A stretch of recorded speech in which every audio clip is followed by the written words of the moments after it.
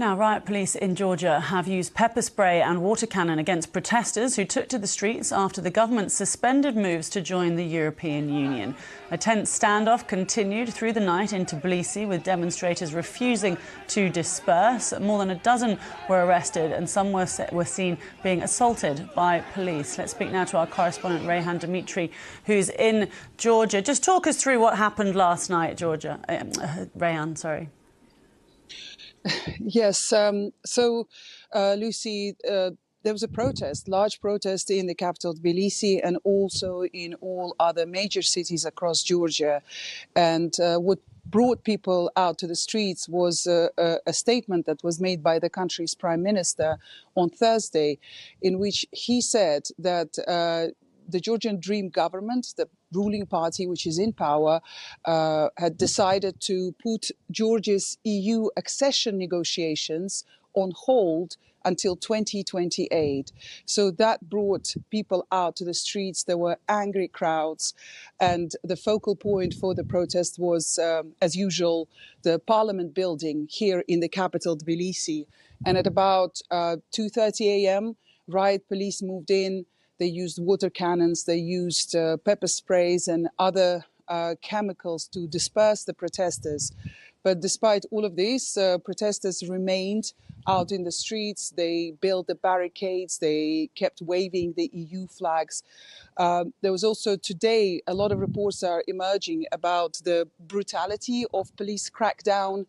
43 people were arrested. And of course, in this day and age, with all the media being present there on the spot, there's a lot of footage that shows that protesters were beaten up by the police, and something like 20 journalists also got injured, either with the tear gas, pepper spray, or they were physically assaulted by the police.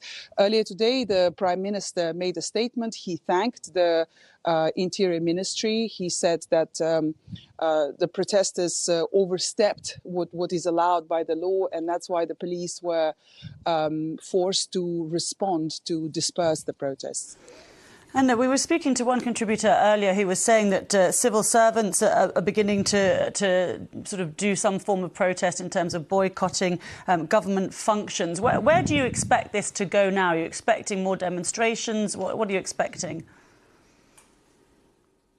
Well, there's definitely going to be more demonstrations later tonight. And regarding the civil servants, more than 100 civil servants from the country's foreign ministry, they issued a statement. They signed a statement expressing their disagreement with the government's decision to withdraw from the EU accession talks, saying that it goes against the national interest of the country. And also, in the past couple of hours, more than 40 civil servants from the Ministry of Defense, they issued a separate statement saying that Euro-Atlantic integration was enshrined in the constitution.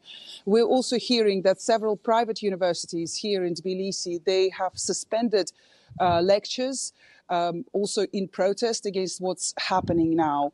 And students, some students are marching already in the downtown Tbilisi to protest against the government's decision. So quite a serious backlash and response from Georgia's pro-Western a large part of the society who are pro-Western. They disagree, and they believe that this act of the government